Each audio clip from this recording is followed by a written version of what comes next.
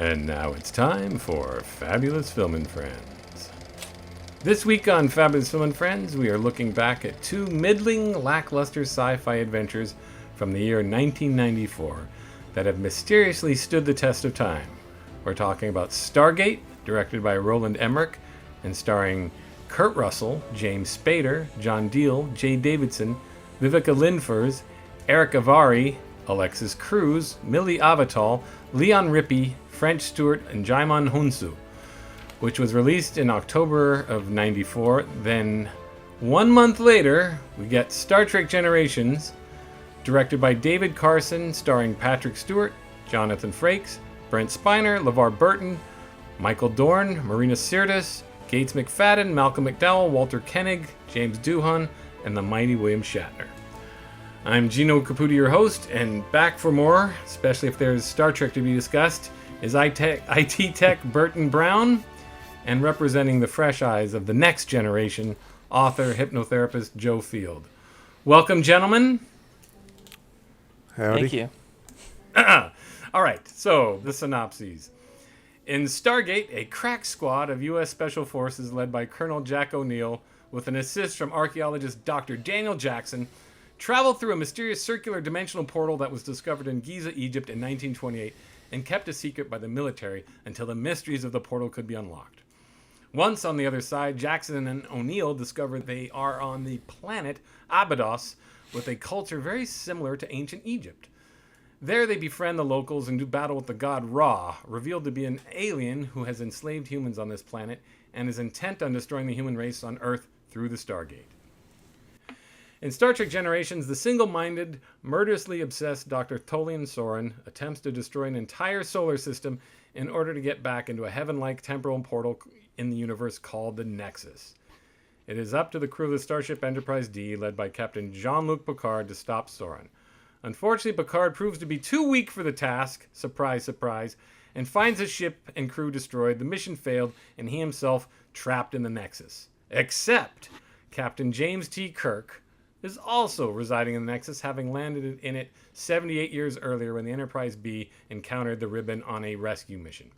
Picard and Kirk join forces, leave the Nexus, and stop Soren through the power of friendship and teamwork. Yay! Now, I want to point out San Francisco Chronicle film critic Mick LaSalle in 94, when summarizing the year-end review, wrote, "In 20 years, will anyone still be watching Stargate or Star Trek Generations?" And I, of course, agreed with his comment, thinking, yeah, those were two terrible, forgettable sci-fi adventures. And yet, here we are, 30 years later, and we're still watching them and still talking to them. Add to that, Stargate had 5 spin-off series on the subject, and they're planning movie reboots. And Star Trek Generations was implausibly listed in one of my many coffee table film books about epics, and it was listed there. I think the book was circa 2005. I couldn't find it. I think I threw it away in disgust. But I knew I had a book where that was listed along with Star Trek The Motion Picture. Of all, like, what? Anyway. So, gentlemen, the burning question is why? Joe, you're up first. You're new to both films. You hadn't seen either. Why? Okay, what did you think of them, or rank them, which one's better? And why do you think both of them have endured? Good questions. So, personally, I would rank them. I liked Stargate more than I liked Star Trek. Why do they endure? I think that for Star Trek, there's a longer backwards legacy kind of going on that has allowed it to continue to exist. I think the meeting of the two legendary captains of the Starship Enterprise, Picard and Kirk, I think that's, I don't know, having both of them in the film at the same time, even if their performances were both very mediocre, I think it still stands as sort of like a, I don't know, I could imagine if I were a Star Trek fan that it'd be like, oh, cool, like they're both there. It's still an important thing within the order of everything else. Whereas I think that for Stargate, even if the script was very kind of clunky at parts, even if the acting was not particularly very good, or there were a lot of problematic or difficult elements. I think that it was at least had some sort of an interesting baseline idea that could theoretically spin off into all these other additional series after it. I don't think that either film is particularly good, though. Correct. I'd agree with that. Bert, what do you think? Which film do you like better, and why do you think, for whatever reason, they... I mean, I think Joe's right, but let's get your take on it about Star Trek. It's obvious. It's part of a series, so it if you buy the collection, you have that movie and you watch it, I guess. But right. What's your thoughts on both films? Well, like we discussed beforehand, it was if I saw Stargate, I watched it this time like I never did, because I didn't know anything. I didn't remember anything, and it turns out I like Stargate better than the Star Trek generations. I'm sure we'll get into a lot of the details, but it was just a lot like the Next Generation TV show, with a few of the original Star Trek members thrown in there. And why'd you like Stargate better? I thought there was more of a story. Even though it could be argued that there wasn't much of a story, it was more than the other one. I don't know. I just had a lot of issues with re-watching Star Trek that I didn't complain about back then, but I'm kind of more critical now, I guess.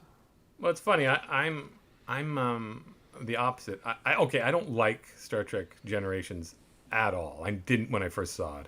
I still don't like it, but I still thought it was a more complete, as bad as it is, and it really feels like a TV episode on the big screen. I mean, it does not... Big time. It does not stand as a work of cinema at all. It seems like a TV episode shot on film.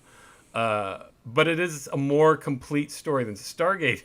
Watching it, I'm like, yeah, the reason why I never watched this movie again is because you got an hour of James Spader, who to dispute you a bit, Joe, I think James Spader's really good. He adds an element of like nerdiness that I think is not usually found in movies of this caliber. So he adds a dimension of sort of believable geekiness that I believe, like, okay, all right, I buy him doing what he's doing. But you got an hour of him deciphering the language and learning the culture, and then an hour or 40 minutes maybe of them stopping this nuclear attack, which seems completely unmotivated. Where I'm going, there's no story here. This is just backstory, world building, and then climax. There's no middle. There's no middle act to this movie. Whatever happens in the middle act, he gets married. He gets the girl in a very, very 90s. Oh, here's your woman. Mate her. Like, what? I forgot all about this. You may not even be the same species, but here she is. I forgot all about I forgot the kids. I forgot everything. I just thought, yeah, this is a turkey, and it should have stayed a turkey.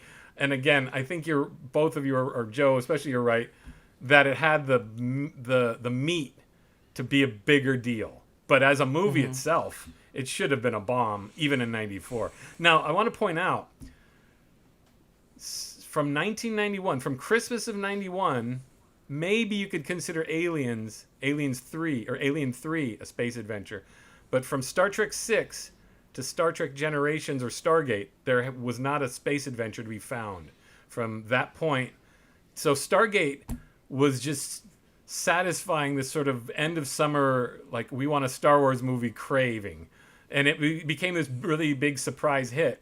And I remember seeing it because I was in the mood for a space adventure. Like, I want to see a space adventure. And I was just shocked at how I kind of came back to them watching, going, yeah, that's right. I remember Jaye Davidson looking like Wile E. Coyote watching the Roadrunner as James Spader carries his wife to the sarcophagus to cure her, and there's Jaye Davidson just sort of watching like a cartoon character. Like, what? It's like shot very two-dimensionally with the Jaye Davidson in the foreground and the characters running. Like, why does he just kill them? It's just funny. I just think it's a very, very badly. I mean, it's kind of well produced, but it's just the stories is like the big nothing that it is. So I think at least Star Trek Generations. I first saw it with my good friend Max Francois, may he rest in peace, who I'll never forget. Like we were sitting there and then Kirk says, "Scotty, when did Sue have time for a family?" He goes, "Well, as you always say, Setaway, you've got to make the time." I remember my friend went, whoosh.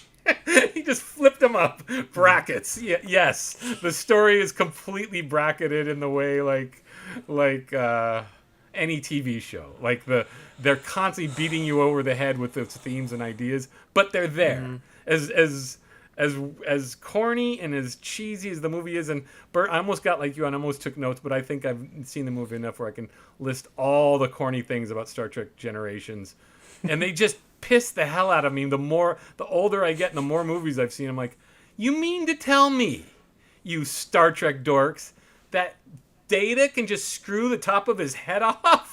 Like, Geordi just pops it off. So how many times when the ship gets hit because they don't have seatbelts, how come Data's head isn't just always flying all over the place? And then they beam on the Armagosa star system, or star base, and they pull out little Rayovac flashlights. It's just like, God, this show. Always the worst. They're always second rate. It's like 24th century. Wait, they don't have some sort of ocular night vision that they just click on in their eyes or something. Hey, those reporters did. Yeah, the reporters have lights. They're wearing some kind of a Google eyewear. Yeah, but it's just so corny. It's all so corny, and it's all of it just cheesy. And throughout the entire movie, the main thing. How long does it take, everybody? Just show a hand. Just guess. How long does it take for a rocket to get to the sun? Oh, geez, yeah. And for the light of the sun to even reach us, it takes several seconds. Yeah. Longer than it took. But how long would it take a rocket from NASA to get to the sun? I looked it up, but I knew it was years. It takes 9 years. It takes 9 years. He shoots this little bottle rocket.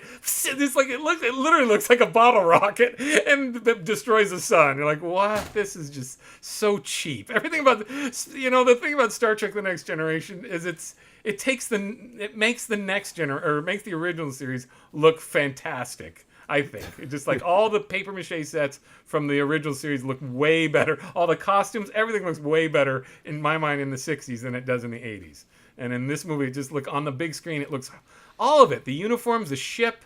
I think the ship looks like a CG screensaver every time it goes into warp speed. I just think it's just a badly made movie. Nothing about that movie is interesting to me. Like this is all, and especially Captain Kirk. And this pisses me off. Like, you got William Shatner, who directed Star Trek V, who says he uttered the lines that he wrote, "I know I'm going to die alone." All right? In Star Trek V. So there he is with Picard. He doesn't even say, "Hey, I thought I was going to die alone." I'm glad I didn't die alone. Something about it. Like, he says, "It was fun," which isn't in good grammar. It's like, this is just bad. All of it's bad. It's all weak. It doesn't even have Star Trek continuity. If he goes in the Nexus, he should be with little David Marcus and Joan Collins. There's an episode with Joan Collins, one of Kirk's true loves. If you're going to do something like that, make it work. Like make an event. Like, oh, there's his brother. There's remember his brother dies from the enchiladas. Those ceiling creatures. Operation Annihilate. His brother dies. His son Pete. There's all these things you can do that would correlate the loss of family with Picard's loss of family. They don't do any of it. It's just when are they going to work in horses? Shatner had to have horses. Well, see, that's the thing. Kirk has horses. Picard has Shakespeare. Oh, I'm French, but my wife and my children look straight out of A Christmas Carol. And it's just so corny. Like, what the hell? Well, we know In the 25th century, his house is very Patrick Victorian. Stewart played Scrooge, right? During that time, Patrick Stewart was playing Scrooge. So they make it look like a Christmas. See, Patrick, we like you. Here's A Christmas Carol. What the hell is a Christmas? And remember, and again, this is why I don't like Next Generation. It's so godless. Remember Who Watches the Watchers, Bert? From The Next Generation, the show where they're endlessly complaining that people still believe in God on this primitive planet. Like, oh, we don't believe in such primitive things as God. So what's this? Oh, Merry Christmas. Shouldn't it have been Happy Life Day or whatever? Or, or Happy December 25th. Yeah, so what happened to your... We don't know why we celebrate it, but it's convictions, December 25th. Mr. Stewart, about, well, we've evolved past such primitive things as religion. Anyway, I just think the whole thing's a piece of crap. But I still think Stargate's an incomplete movie. That's my rant. Bert, you're a huge Next Generation fan, so defend this thing. Well, I was. I don't know that I can say that I am now. Why? What happened? I don't know. More critical, I guess. Matured in my movie watching. Do you think, sorry about this, Joe, this is hardcore Trek arguing, this is like politics. Do you think it's better than the series, the 60s, TOS, as it's known? The original series? Yeah. Back then, I kind of would have said yes. But now, 30 years later or whatever, 40, I would say no, just because of your complaint about this movie. It's just corny. They try to throw so much that Data in there. Let me just jump in. Who here was entertained by Data's emotion chip? Well, that drove me nuts. I hated it. Yeah. It was the worst. Yeah. I saw it opening day. Everybody was cracking up. All the frickin' fat-ass dorks in the theater who cheered at Whoopi Goldberg and booed when William Shatner's name came up, they were laughing hysterically at Data. And I remember going, what? This is irritating. Yes! Or, oh, shit. Well, let's just pretend he's having emotions for real beyond Brent Spiner's corn. Wouldn't he still follow Starfleet protocols and not act like that? Doesn't he have programming that says, hey, you got to follow the rules, and the rules say you don't cuss on the bridge or whatever? Of course, by then, if it's truly idiocracy, by then. Well, they were new to him. He'd never experienced such a thing. Yeah, but it's just so cool. Hey, Data, watch your mouth. Data! Mind your manners. They'd still be mad at him. Like, shut up. Don't cuss. We don't cuss in Starfleet. Whatever. It's like, why are they putting up with this? It's not funny. Oh, yeah. So stupid. Anyway. Three of my notes of the 10 that I wrote for Generations were all about how much I hated that particular data plot point. I think even the actors look irritated. My note. They don't look irritated because they're supposed to as actors. I think they truly look irritated. Like, yeah. LeVar Burton looks irritated. Yeah. Oh yeah, my notes on it just say "ugh," not funny. Yeah, but you could have kind of made it, done one or two bits about it or something, but that went way, way too long. It was never funny from the beginning. No, from the beginning. And I think, they could have made it funny, but yeah. I think the other thing is, and you talked about this before, Gino, is that this is 100% like a TV plot. Yeah, like a B plot rather than an actual dedicated movie kind of subplot. What's interesting, it's really sort of a remake of Star Trek V. You haven't talked about Star Trek V. You probably haven't even seen it, but one of our podcasts is about it. And I just edited it for YouTube, so that's what almost sort of spurred me on to do this podcast. Is Generations is basically a rehash of the same. It's the same concept. So in one you have God, this quest for God, and this idea is basically heaven, but it's an intangible heaven where you're like, well, why would anybody want to stay in this if the scene's always changing? What does this mean? So Kirk's the only one who determined that it's not real because he didn't feel scared when he jumped a ravine. Is that proper motivation? How about? Well, Picard knew it wasn't Well, right. real because but like Guinan anybody told who's him in there, about it, how I come guess. Soren's so obsessed with it? Nothing's staying the same. It's almost like a trippy. Okay, maybe it's like a drug, but it's like a dream. It's not even like heaven. It's like a dream, and it's like this. It's just, for one thing, explain this thing scientifically, please. Why? I mean, I know I'm asking a lot. Why explain any of it scientifically? But this one, it's just coasting along the universe, offering people whatever they want, and except when you open a door and you end up in a barn. You're like, well, what's that about? How can that be motivation to stay? Right? It's coasting around, giving people what they want if it doesn't destroy their ship horribly first. Right. Right. Which is another plot point. Why don't they just beam into the Nexus?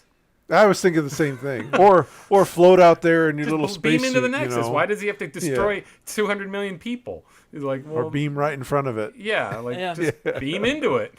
And they were able to beam people out of that area. That's that my point. They beam beam people out of it, so why not beam into it? It's just dumb. It's dumb. But I will say, thematically, it follows a course where Stargate's just. Well, let's go into Stargate. What do you think is the? I guess what's good about it, Bert? Let's say what's good about it beyond the premise.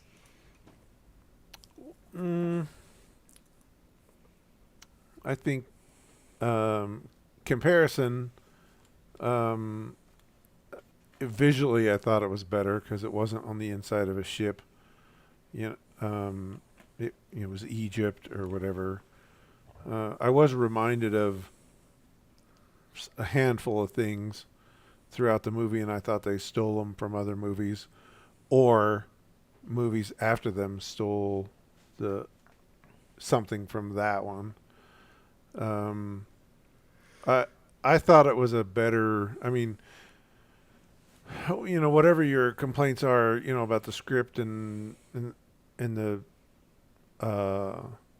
bogging down of trying to decipher the language, I still thought it was a better story overall than just the Star Trek episode.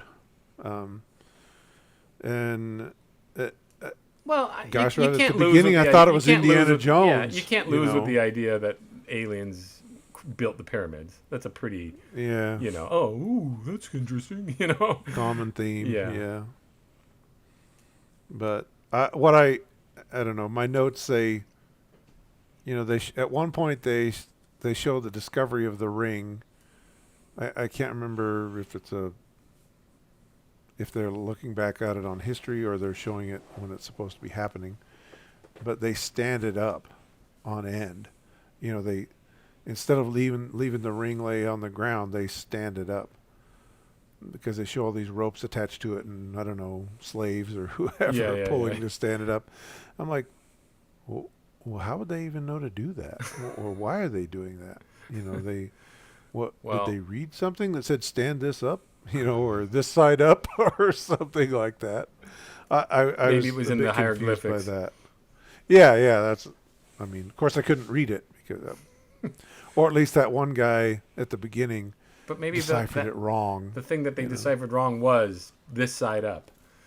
Yeah, or just had an arrow pointing up, and everybody knows what that means.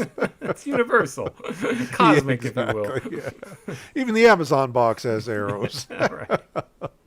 So, and any deep meaning to either story, Joe Field? Any deep meaning? Well, okay, I didn't let you finish the first question, which is, what did you particularly like about Stargate that beyond the premise?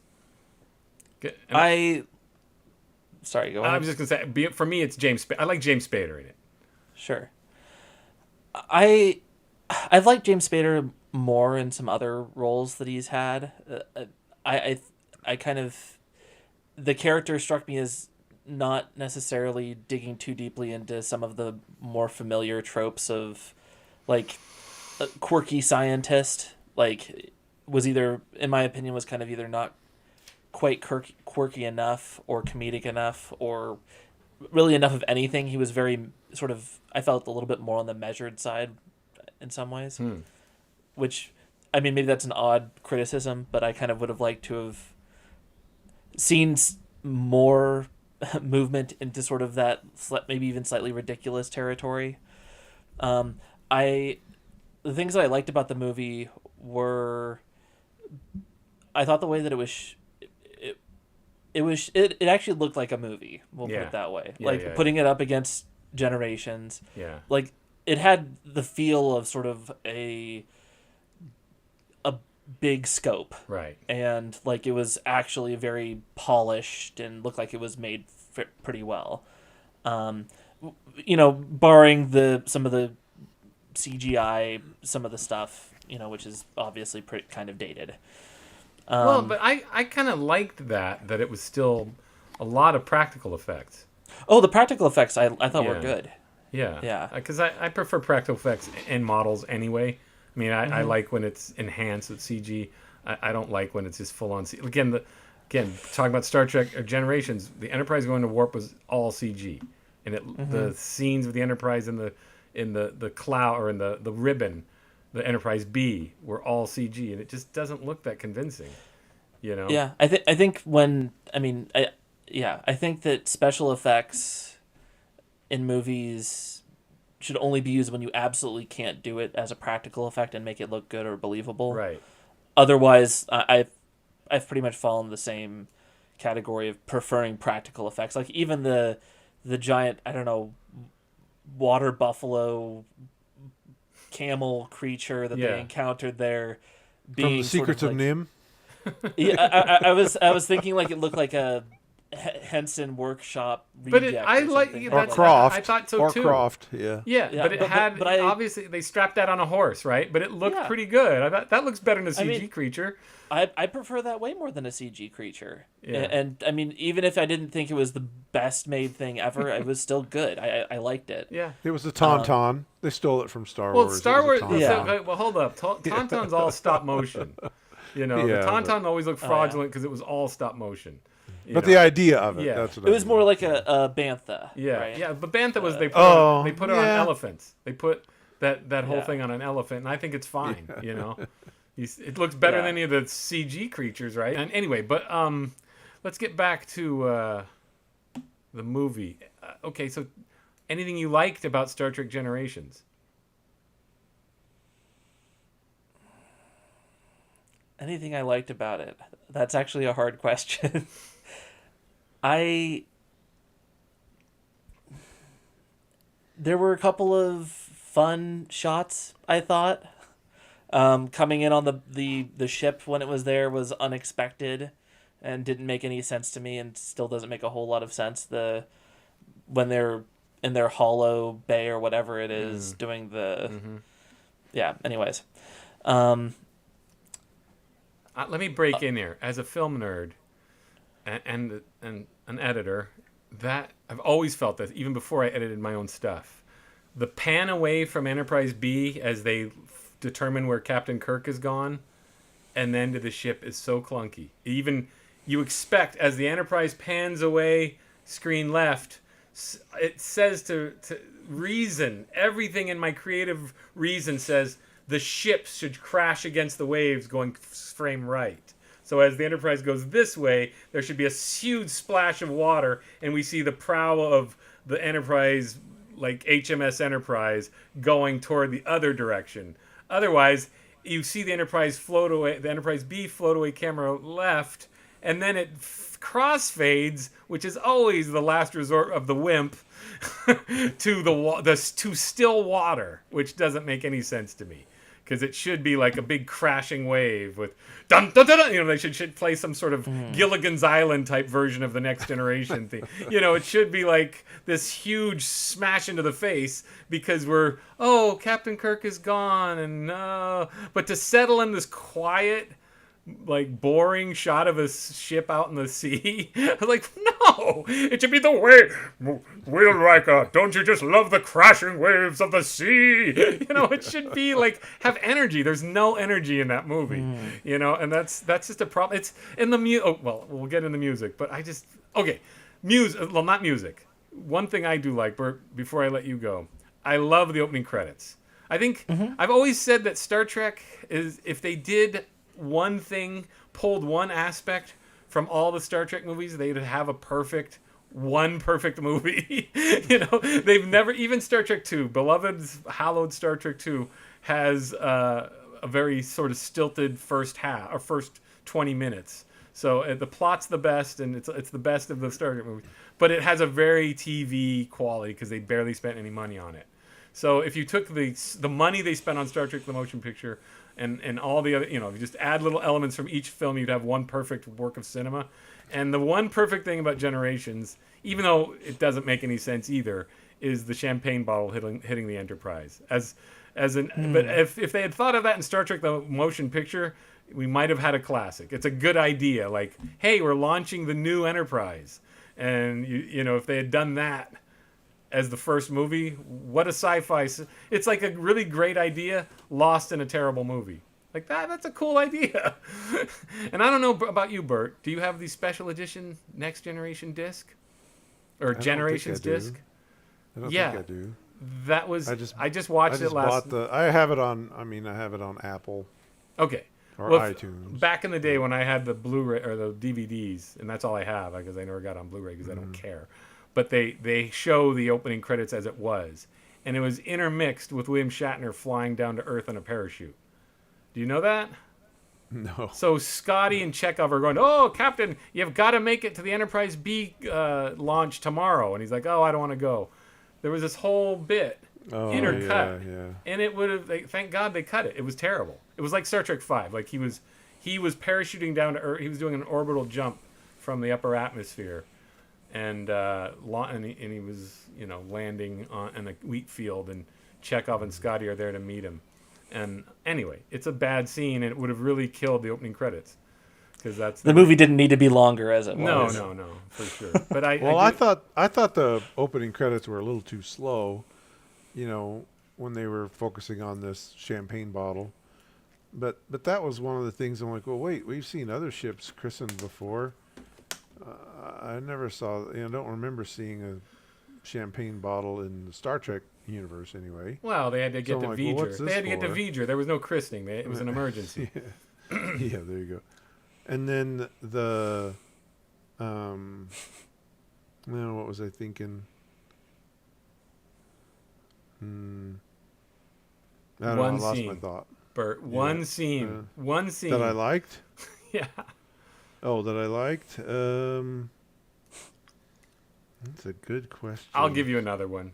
Maybe jog your memory. Okay. I like when Kirk says, "Take us out," and Chekhov says, "Very good, sir." And brought a tear to me eye. That's the only time it feels like you're watching a Star Trek movie.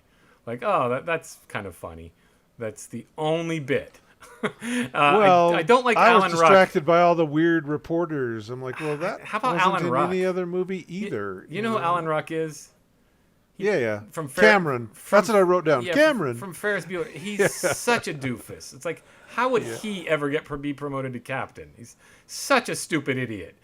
I read in the... It's just such a dumb idea. Like, leave it to next generation writers to come up with the biggest fish possible because they can't possibly have just a sort of inexperienced captain. You have to have like Ferris Bueller's nerdy dipshit friend is the guy who's the captain of the Enterprise. Well, I read the backstory to it was he was the son of some rich person, which I didn't think money mattered then, but at least a powerful person, and they were doing him a favor as to getting him the captain of the Enterprise. Yeah, that just doesn't count. That's what the writers were thinking. Apparently, I'm sorry, it doesn't count. But, I just got on my podcast for the Mad Max episode, Joe. Somebody just chimed in and said, "Oh, it wasn't his daughter. It was a character from the Fury Road comic book," and I'm like, that doesn't count. Yeah, it doesn't count. You can't read I better read this comic book before I see the movie.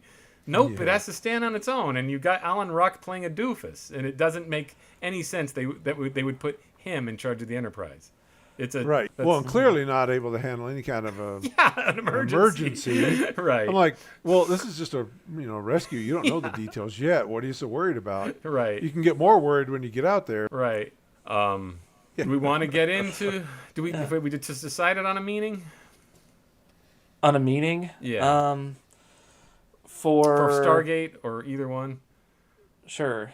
I think that Stargate, I mean, if you want to call it a theme, it's people in power basically abusing people who are below them in certain ways, whether it's raw or it's to a certain extent the U.S. government sending in a bomb to basically nuke whoever's on the other side of the gate if they're not friendly. But don't you think that's all just so... It barely counts as a theme because it's all so slapdash. Oh, sure. They have I'm not saying it's a very good Kurt theme. Russell has no reason... And again, we've been... On this show, if you've been following, we've been talking a lot about Kurt Russell being a national treasure. This is the Kurt Russell that I used to dislike. He's just... Yeah. He just seems like a second stringer, you know? Well, he's very bland Yeah. in all of the movie. I think that the only thing that I appreciated was his one very cheesy line, I thought, that he said to Raw at the very end. You know, he comes alive there, but it seems unwarranted. Give my regards to King Tut, asshole. Right. You know, and it seems unwarranted. It does seem unwarranted because he hasn't been saying clever stuff like or that. pithy or anything like that for the entire movie. So it felt like their attempt to just be like, oh yeah, here's a cool line, slam dunk. Yeah. But it doesn't really fit with the character either. So I do agree with it's that. following on the tail of the Arnold Schwarzenegger phenomenon. And so they just gave him a Schwarzenegger line when there was no reason to. So it just... Anyway. Bert... Hasta la vista, Raw. Yeah, exactly. Yeah. If I was thinking about Star Trek and what theme it would be... I find, we should live make each day count. Yes. Coming up next on the PBS Story Hour or whatever, there were two, well, maybe even three, but two of the characters, they focused on their grief. You know, here was Tolian, Soren or whatever. He was this bitter... you know, I don't know what he thought. It sounds like they were in the Nexus, so he knew what it was, and somehow he got ripped out of it. Yeah, according to Guinan. Yeah, and I don't know if that was during the was that during the rescue or when they were beamed out, or was he already in it prior to that? That was it. That sort of a thing. Oh, Picard says it. Yes, I remember when the Enterprise B. He does that whole line of Guinan. But how does he know? It makes no sense. And why isn't? And Soren should be there. Soren should be there trying to strangle Captain Kirk while Kirk's chopping wood. I mean, Soren's echo should be there too, right? I mean how he got there the first time. I assume he was there at least briefly. How did he know about it? He's in there. He and Guinan are both in there, if you're following the film's logic. Right. Soren should be running but how around. did they get out? How did they get out? Who get out? Guinan and Soren can't. And Soren. Look, the whole concept is slapdash. Well, they were supposedly ripped out of it somehow, and that's why he wanted to get back to this happy weird little dreamland you know, that you talked about. But it makes no sense, because Soren should be there too with Guinan. There should be a part of him calling, I guess, his physical form or whatever this echo means. It's like, well, she can be there. A part of her's there in the Nexus. So I guess a part of her molecules, something's in. But she explains it in a dumb way. You're like, it's one of those sort of time loop issues where the more you think about it, the less sense it makes. Like, you can't be in two places. You know, and that's also why they can live 100 years without aging, almost. Yeah, you know, I guess. Maybe, but it doesn't. In that movie, it makes zero sense. No, because Soren's never gonna die, and he's in the Nexus anyway. So what's he tripping about? So Well, apparently some element of him's out. Yeah, and just and like Whoopi Goldberg says, I tried to forget. Whoopi Goldberg says, I try to forget that I'm trying to forget all about it. But she's still there. So she doesn't try to go back. Right. But a part of her's still in there, right? She talks. Yeah. She's the one talking to Picard. But then Patrick Stewart's also dealing with this devastating grief. Yeah. You know, of his dear brother and But nephew. Again, Kirk's son is a death. And Edith Keeler is a death. It makes sense to have Kirk like wanting those people that he lost back, and then that ties him to Picard. So Picard, Captain Kirk, I know exactly what you're going through. You know, the whole bit, but it's not. It doesn't. Well, they always portrayed there's no Kirk as this connective tissue. womanizer, so maybe he didn't really care for her. He just slept with her and had a kid. They establish Spock. I think I love Edith Keeler. You know, I mean, I'm just saying, please the fans with a cool idea versus this Antonia character who comes out of nowhere. And Joan Collins was still pretty and still alive, and she still is alive in 1994. It would have been a good bone and a good nod. Like, they make such a little deal, and this is even worse. Let me finish my thought. They make such a little. There's such little fanfare about Kirk's death. It's not like Spock. Spock's death feels legit. Kirk's just feels like, boy, they just had to kill him off. But I watched, and I'd seen this years ago on the DVD, but I watched it again. The original ending, he really just dies. Soren just shoots him, and he dies. And Picard gets up to him, and Kirk just goes, oh, and he doesn't say anything. And it's funny, a little continuity error. So they refilmed that entire bridge sequence. Originally, I read that. Soren just shoots him in the back, is what happens, and Picard shoots Soren. Picard picks up the thing and shoots him and kills him.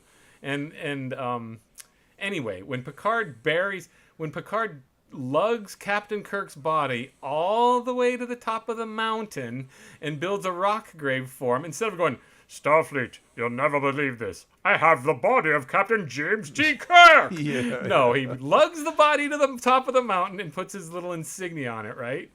Then, he didn't really die 200 or 300 years ago. And then you see the helicopter shot. You see the bridge.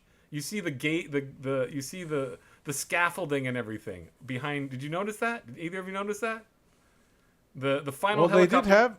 No, it blew up. They did have that stuff. No, remember it blew up. So that was from the original ending.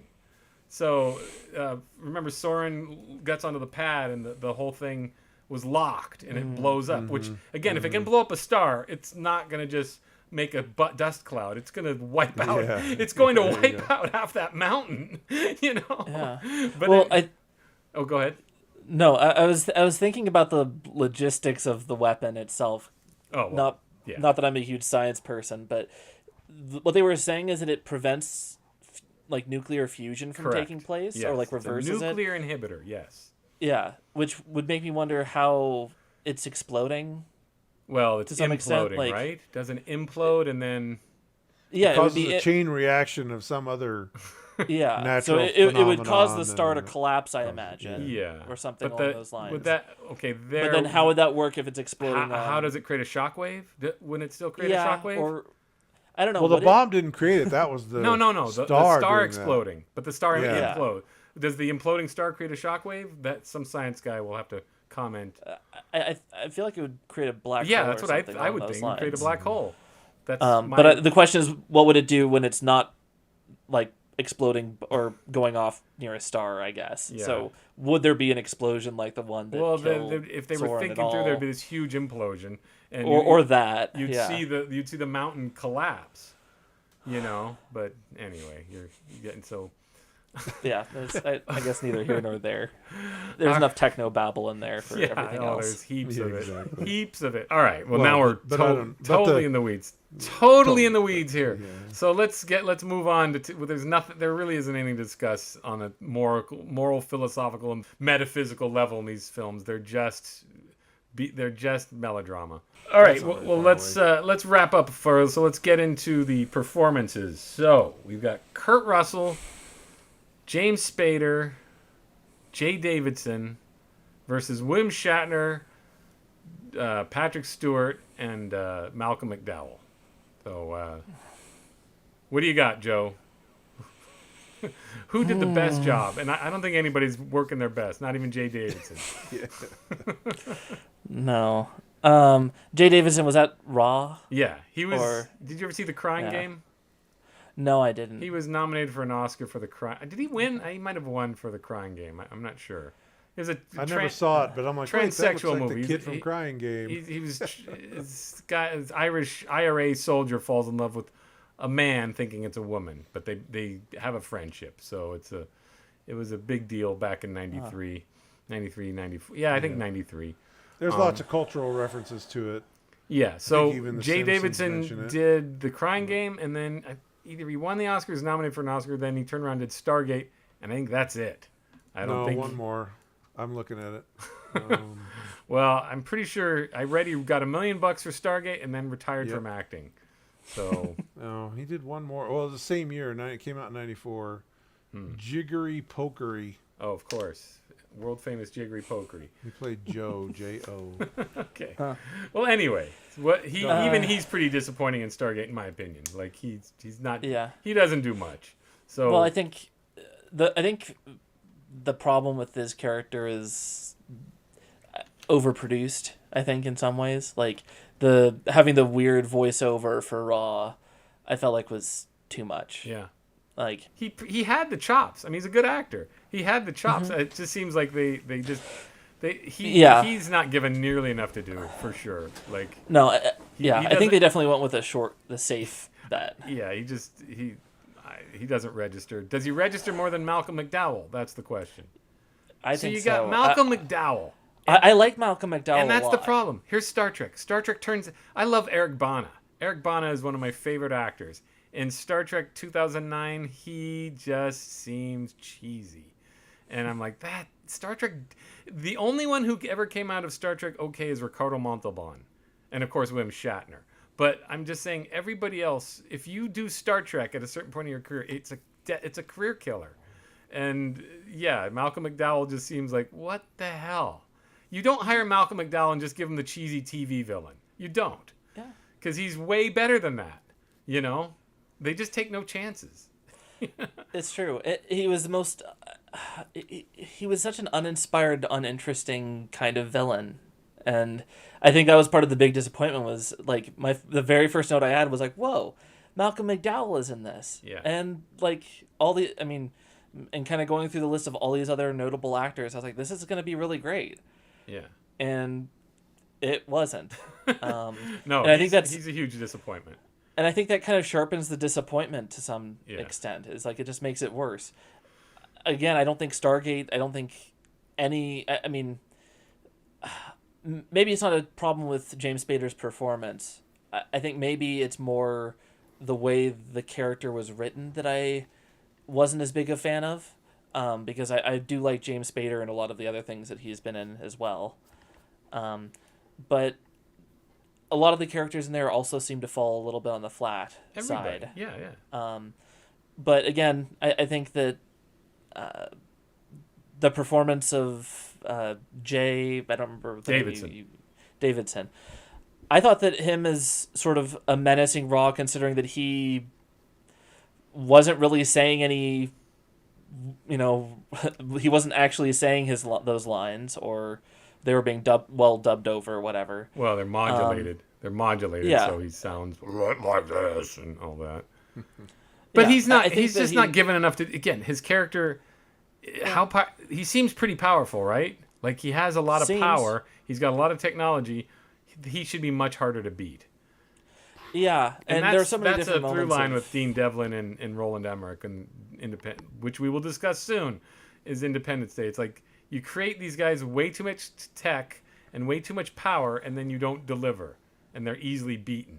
Getting back to our, I guess, second lead. So I guess James. It's hard to. Kurt Russell's more the second lead. I'd say James Spader's the first lead. Mm-hmm. So Kurt Russell versus William Shatner. Go, Bert. For those two, I'll have to go with Shatner. He was just being himself, but I don't. For Kurt Russell to be a military guy back then wasn't much of a stretch. Give him that short haircut and he can just bark orders or carry a gun and shoot a gun.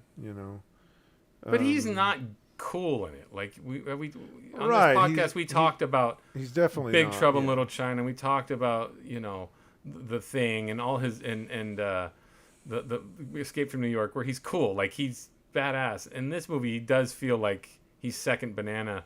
He just doesn't seem like he has anything going on. Well, it's like he's suicidal the whole thing till the end. It doesn't go anywhere. Yeah. That was just a big waste of time. You could have easily cut his scene with his long hair, which I thought he looked cheesy with that 90s hairdo. Oh, yeah, totally. Totally. Yeah, and, no, I don't then think, he's got that blonde flat top, which looks funny too. Who am I to judge how well someone acts? But, for this role, it's like, he didn't really have the opportunity to shine. No, his character's, that's what I mean. He's a great, we all love Kurt Russell on this show. He's our national treasure, but this is not one of his high points. Right. He had come off a Tombstone, which he's much better in, and this is just like, I got no read on Kurt Russell, and that's weird because usually Kurt Russell brings the goods, so he's just in it, and he's just. And Kirk was just, it's another Star Trek movie, and they're passing the baton, as it were. You've got to admit, he seems like a guest star, though. He doesn't seem like Captain Kirk. He seems like. Right. He seems like the guy who left the show and came back years later, and the writers have no idea how to write him. Or how to kill him off. Definitely don't know how to kill him off. But these two writers are so steeped in their next generation, they have no clue how to kill Captain Kirk, and they have no clue how to make Captain Kirk. William Shatner doesn't even know his own character, right? Like he'd say, "Well, why am I not with Carol Marcus or Edith Keeley?" Like he doesn't care about. He comes up with Antonia. That's. Yeah. And that was William Shatner's idea. Where'd she come from? How come there we've never heard about Antonia. We have no relation to her. If you want to please the fans, you bring up a character that we've seen. So there's that. And then, he's lost his son. Picard lost his nephew. There's a bonding moment there, guys. It's just there's nothing happening. There's no meat for Shatner to chew on. Well, except he never really knew the son existed, right? Until the very... Still, he cries when in a very much better than Patrick Stewart's ham acting when falling in love. Yeah. Shatner, when Shatner loses his son, that's a good scene. It's his best scene, and it works because it's all the potential that he didn't. Again, there's all this unresolved, guilt, right? That Shatner should have over not being there for his son. So you would think that's the first place he would go to in the Nexus. I just can't believe these guys call themselves Star Trek fans. A bridge? You killed Captain Kirk with a bridge? Just falling off a couple of rocks.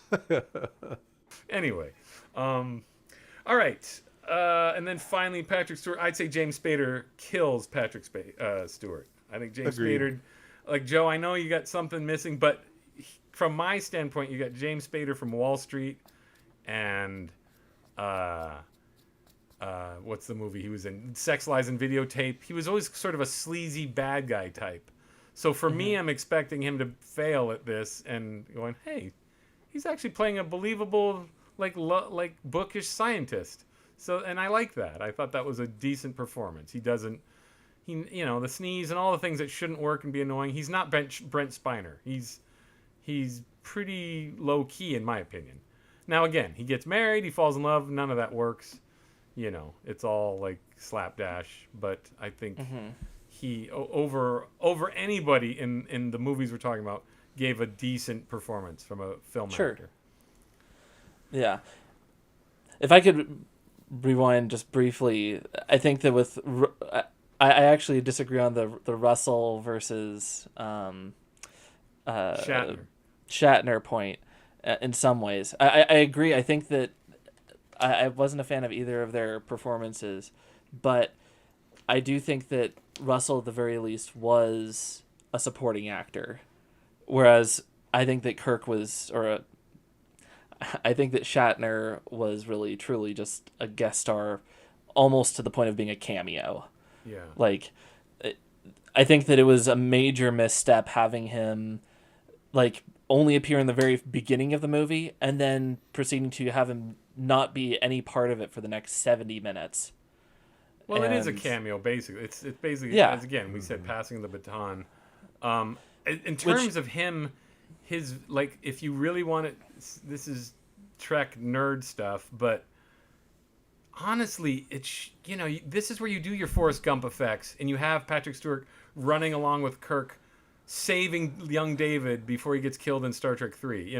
There's where you put Patrick Stewart into the action like Forrest Gump, because they had just done Forrest Gump, so it's like, hey, an ILM did both. So it's just vision. It's like if you're gonna do a send off to William Shatner and say, oh, we want to say goodbye, you do like a yearbook slideshow for the fans and for people to sort of encapsulate what this character means. And again, how does he tie to Picard? They both have this loss and this feeling of they let Starfleet get in the way of their love, the people that they love, right? So that that's they both share that, right? So you don't feel it. They say it endlessly, but you don't feel it because visually it's it's dud. They're at a freaking kitchen. They're making eggs. I mean, what kind of stupid writers do that? Like, you've and really burning them. Somebody's burning them. Like, it's not that hard to take. Even in '94, it would have been difficult, but not impossible to have Patrick Stewart running along with Kirk and his making up for lost time. Saves David, saves Edith Keeler, brings them to the farm if you have to have the farm. But whatever, you don't have this just stationary scene between the two great space adventurers. Like, wait. Yeah. So I would as a director, I would have went, wait, well, this is utter rubbish. You have your two captains making eggs together. Yeah. That's a terrible idea. And then riding horses. But even that's just they're kissing Shatner's butt. Totally. So it's just like, this is just, what a waste. It's all a waste, Joe. It's a colossal waste. Yeah, and I think that's why I would prefer, again, Russell over Shatner. But don't it's not I because find Kurt Russell's a waste. Oh, you got one of the is most a waste. charming, cool action heroes who's ever graced American cinema, and he's just scuttled to the side. He is a waste, but at the same time, I don't think it's as egregious a waste as what they did with Shatner for that movie. That's my point. I think Shatner's such a ham. He still wins most of the movie, even with one hand tied behind his back. He's not in most of the movie. But I'm saying he still jumps out as a major part, even though he's I agree, but Shatner's wattage is so bright that he still seems like he's outdoing Picard even when he's written not to do it. Yeah, I don't know. I got the impression that this was very much like arriving at a birthday party when all the balloons are deflated. Well, that's kind of what I was getting an impression of with even like the performances with Shatner. Like, I was thinking, okay, here's this. I mean, again, keeping in mind that I'm not a Trekkie, I haven't watched any of the original show or anything like that. So fresh eyes. I'm not even factoring that in. I'm just saying myself. My impression of William Shatner in that movie is he's still doing a better job than Patrick Stewart. Oh, he still feels like he's a major character, even though he's written poorly. He's really written badly. Oh, okay. Well, but I think they took Picard from serious and sober into like depressed, so he has nowhere to go. He just seems like a dullard, but William Shatner still seems like a little bit of fun in comparison. But the way they kill him off, everything is just this is just the worst writing, period. Yeah. I mean, there's got to be a better way for Shatner to die, Well, and they could have had a different type of, some sort of ceremonial funeral. Well, but it would have made, yeah. I mean, the Force Kelly and Leonard Nimoy didn't want to be in it, so right. And we say this, Joe, because in Star Trek world, they are still alive, and even in Next Generation. DeForest Kelly was on the very first episode of Star Trek: The Next Generation, and he's like supposed to be 105, 100, however old he's supposed to be. He's supposed to be like endlessly old, and he looks old, but he does supposed to be like medicine in the future keeps you alive that much longer. And then Spock's still alive, so that's what you should have done, is had them a funeral where they all where they say their goodbyes, but it's just they just didn't care. But none of that matters. I mean, it just feels. It's just such a waste. Yeah, I guess that's it. I mean, thoughts because I sort of monopolize this conversation with my zeal and my hatred for that movie, which I just watched last night and couldn't hate it more. All I can see is colossal waste. I thought there was some, we didn't talk about it. We don't have to do too much on it, but sure. But some of the notes I wrote were looking at Stargate. I just kept being reminded of Star Wars, watching Stargate. in Stargate they see the gold necklace and everybody bows to the guy. That's the man who would be king. That's not really Star Wars. Well, the you're Star thinking Wars, the they Ewoks. see, You're thinking the yeah, Ewoks. they see the gold C-3PO and they all bow. Well, there's the man who would be king with Sean know. Connery and Michael Caine. That's what I thought they were stealing. Well, and then later on, they're eating and playing drums and celebrating. Well, that's the Ewoks too. Yeah. And I'm like, gosh, what is Well, this? those kids and then, definitely had an Ewok quality. Yeah, and true. And then they also had Land of the Lost quality from the 70s. The Land of the Lost cave or the dinosaur people. Yeah. There was that element. And then there was also the pyramid that landed on top of the pyramid was kind of a representation of what I called the Death Star. Where they blow it up at the end. I don't know. There was just a lot of these weird references that made me think of it. I'm like, why am I thinking of Star Wars when I'm watching this movie? But no, but I did. They were out to make a space adventure for sure. And it was a little more grounded and obviously cheaper. Again, none of that registers as Star Wars or anything because there's just not enough. There's not enough attention paid to it. It's all by the No, by. I'm not saying that it's that good. That's just what it reminded me of. But I get what you're saying. But I'm saying, it's like a ripoff or something. But when you watch a Star Wars ripoff, they follow the same form or something. Like, we got to destroy this base. We got to destroy this pyramid. There's just so little thought put into any of the movie that just none of it matters to me. Well, they even had those critters that you ride. Like I called it a tauntaun, but it was the other thing. But whatever, mules. Futuristic camels. Whatever. I just thought they would do. I mean, I didn't see a direct correlation. An alien beast of burden. Yeah. Of some kind. Yeah. Yeah, it didn't bug me. I didn't see Star Wars. I just thought they're doing a thing. Joe, you had something on your mind? Oh yeah. So, I mean, I think also I feel like this also reminded me of Beyond Thunderdome for the reason of the Lost Boys group. Right.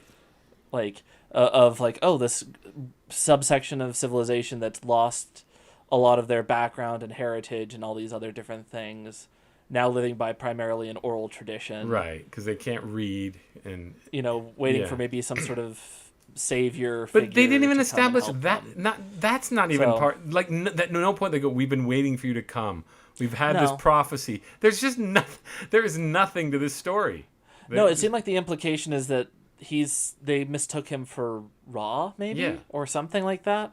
And they thought he was one of Ra's people because he's wearing the medallion, right? So it just, I don't know. It's just, we get into this. We'll get deeper into the psyche of Roland Emmerich on the next round because You've seen Independence Day, right? So you had to have seen Independence Day. I've seen some of it. Okay. You were in for a treat. Walked in and out of the room, kind of a thing. Well, Data's in that too. You are in for a treat because you were born 92? Yes. All right. So at this point, you're 4 years old. So I think the movie's still in the psyche when you're 10, right? It's still a fairly big movie. Yeah. And I'm going to argue when we get to it that it's one of the reasons why we have the cinema today. Independence Day is the beginning of the end. Yeah. All right, gents. Would you recommend any of these films? Not especially. Is this a bitch session and we've only determined that it's just fan bases that have kept these things alive? Certainly Generations is that case. Stargate's got to be, though. Well, Stargate you could make an argument to watch it for cultural reference. If other movies and other things you're watching mention something, kind of like Deliverance.